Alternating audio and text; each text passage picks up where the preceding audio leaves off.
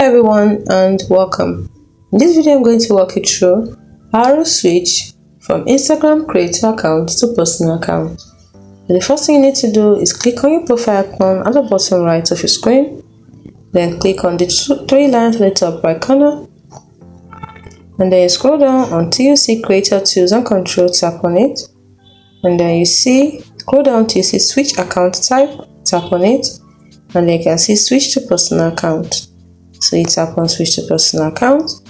Now once you switch to a personal account, you will lose access to in-app insights and insights from all your content, including your promotions. You will also lose access to Meta Business tools such as Meta Business Suite and Ads Manager. If you still insist, tap on switch to personal account. It's as simple as that. Hope you found this video helpful. Do not forget to like and subscribe to the channel for more. Thanks for watching.